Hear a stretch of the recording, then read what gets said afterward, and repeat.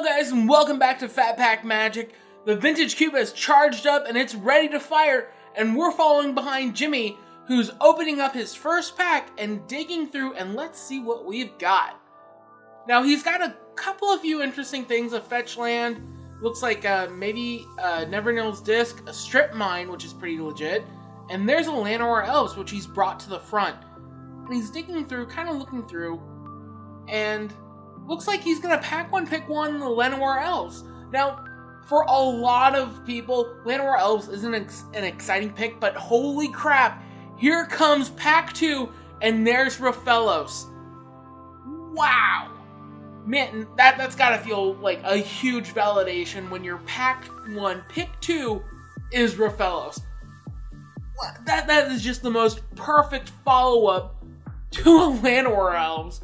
And for a lot of people who don't do a lot of vintage cube or just cube in general, Llanowar Elves doesn't seem like the most amazing pack 1, pick 1 kind of card. And this isn't the most amazing technical difficulties, but we're kind of resetting the camera, trying to adjust for lighting, and we'll find out what his pick 3 was in just a second. Jimmy, can you lift up the cards real quick for me? Thank you. And hey, there we go, Tooth and Nail. So this is kind of like Jimmy just building in, and he's getting fed a lot of the stuff that he's going to want for this monocolor green deck. Now, he might just get hosed in the following picks, but this seems to be really solid. Rathalos is definitely pack 1, pick 1 material, and it was passed. Now, it might be that the pack on his right was power, and it just had to get let go. But he is cutting off green and just a lot of good green material at this, so he might be able to kind of, fix the draft in his favor and get the other drafters to kind of back off the green color. Now, the unfortunate thing is that this is an exceptionally full pot of 10, so a lot of wheeling maneuvers are going to be not as strong, but again, wow, look at this: a Tireless Tracker, a Terastodon, a Sword of Body and Mind, and he needs something to go with the Tooth and Nail, and Terastodon definitely goes really well with the Tooth and Nail. And there's a Boreal Druid, another mana dork for Jimmy just to be able to go turn 1 dork, turn 2 Rathalos. And Rathalos in a mono and green deck is like turn 3 Lotus for the most part. So Jimmy is just able to kind of like snatch up these dorks, and he's got 2 so far. And this is only pick 5, and he's solidly in this space. And man, what goes well with the Terastodon? A Crater Hoof Behemoth. And wow, jeez, that hoof is just going to be able to come down and do the beat sticks. But here's an interesting pack. He could take the Oath of Nissa, but he's going to opt for the Mirari's Wake instead, which is going to double his mana production. It's going to pump his dorks, which is going to be nice on that end, but it's not going to mana pump his dorks.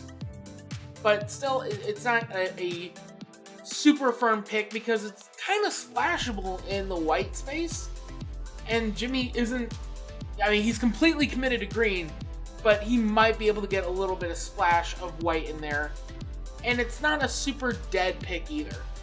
But there's Scavenging Ooze, and Scavenging Ooze isn't the most exciting pick. He's going to be able to use that against some of the Reanimator decks, maybe, but worst case scenario, it's a solid 23 or 24, and he can kind of just chew up those mana dorks that died along the game and have a nice big fat beater coming in at 2 mana.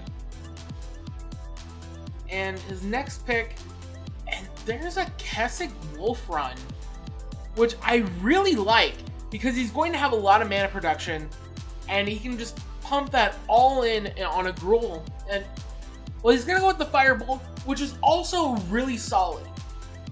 Jimmy is going to need some kind of removal, some kind of way to kind of keep his dorks alive.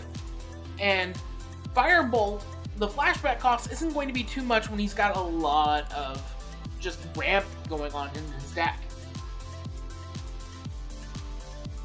So next pack, and it seems like just a lot of really Gruul color just coming this way. and maybe Duress, but the Earthshaker Kenra is pretty late there, and so is that Greater Gargadon. Mono Red seems really open in this pack right now. And there's a Stormblood Berserker, a Neverknow's Disc. Now, that's pretty... I mean, it's a hate draft, but it's not the worst. Never mind. He's going to take the Snake. And there's a late Mutavault.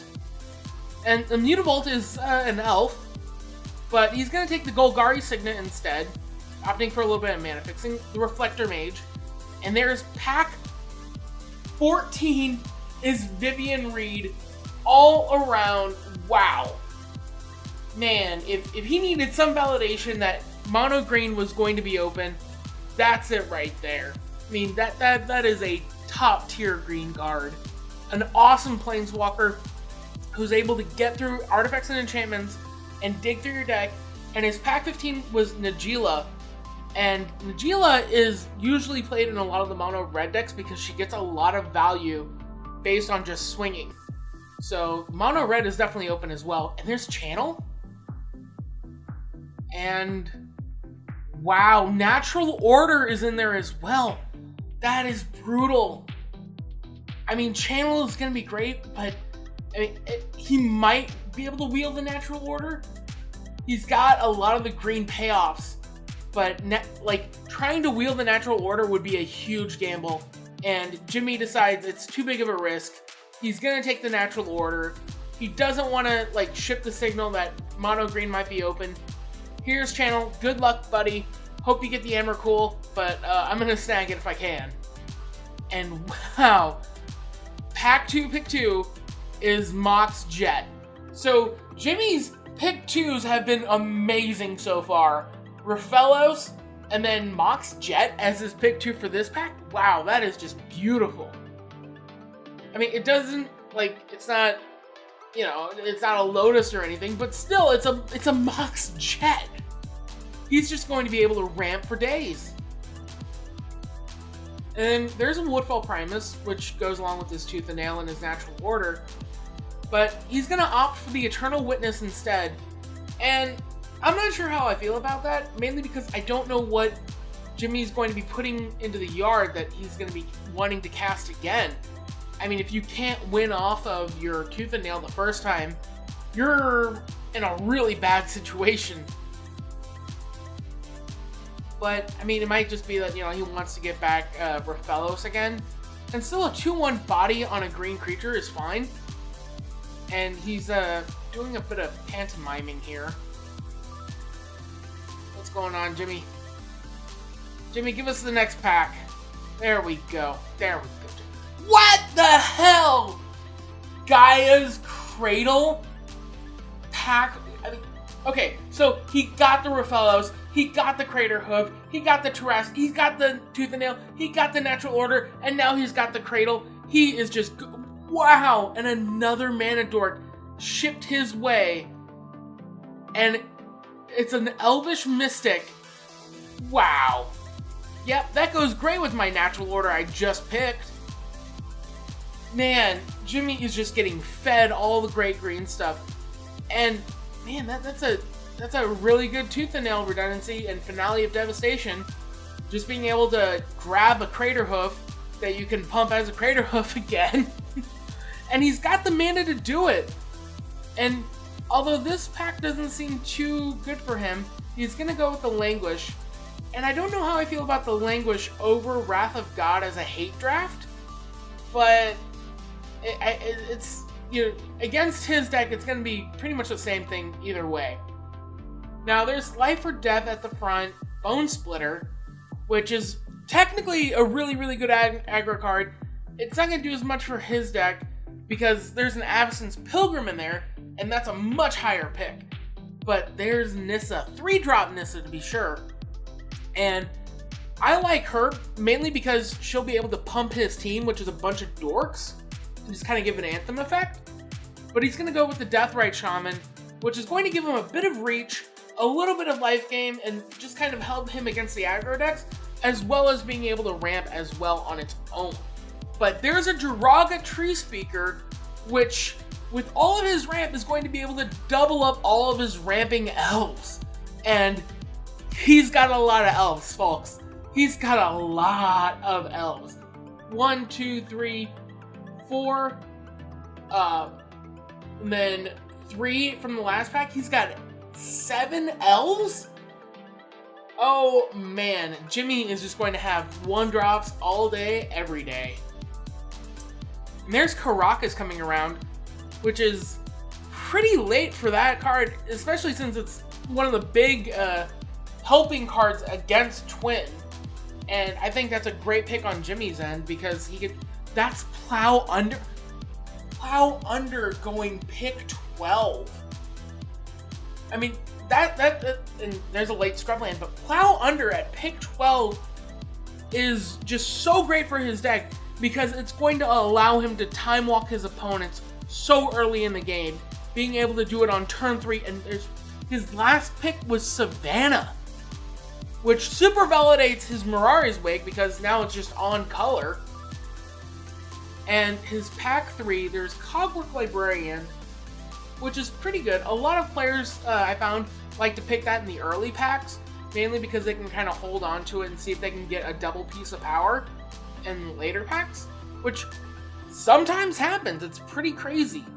But Mana Vault is solid there. I don't think he needs it though.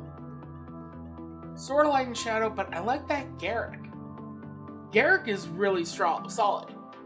I mean, he can drop it early, he can untap the guy's cradle with it, and then he can anthem his team with an overrun. And he's got a ton of dorks to do it with. Man, Jimmy is just getting stacked with the good green stuff here. Oh man, that pack 1, pick 1 Llanowar Elves paying off in huge dividends for Jimmy's deck. And no way! Mox Emerald? Jimmy's pack 2 pick 2s have been so on point. Braphelos, Mox Jet, Mox Emerald. What the hell is going on? Man, that is beautiful. Because that means that the person on his right had power and the person on his left had power in their pack 1, or their pack 2 and pack 3 respectively. But Jimmy just getting the payoffs here, and it's an on-color Mox to boot. Jimmy is going to be able to run like a deck with less than 14 lands. He's got so many mana dorks, and I saw Findor and Elves in there. He might be able to wheel it. And if Jimmy didn't need enough payoffs already, well, I mean, I guess he's going to pass the Ulamog because it doesn't go with natural order. Sword of Feast and Famine is good on its own as well. I mean, it's really solid. It can untap the guy's cradle. But he's taking a look at that Ulamog. I mean, this Ulamog exiles 2 permanents, and when it swings, exiles top 20. But he's going to stick with the Sword of Feast and Famine, and there's a Sword of Fire and Ice. And I like the swords. They're good reach for these kind of decks where if you have a 1-drop dork and you're kind of waiting for your payoff, a sword can kind of just help you push through damage. And that's what he's going to do with the Sword of Fire and Ice as well. I mean, he might be able to get a super late Stoneforge Mystic, but he's going to pull an Oracle of Muldaya. And I'm really torn on this one because he's got a lot of mana dorks, so he's not going to be able to essentially draw off the top of his library with land drops. But his next pick is Acidic Slime, which is really strong. I like it because it's going to be able to deal with a lot of artifacts and enchantments or even lands on the field. But I guess he's rethinking that and taking a look at Memory Jar. And I can totally see why Memory Jar would work in his deck because he's got a lot of dorks and he could just, cast the Memory Jar early, tap and crack it, dump his hand, and then dump his hand again with the Memory Jar. And he's got the mana to do it, so that's what he's doing. He's going to pick the Memory Jar.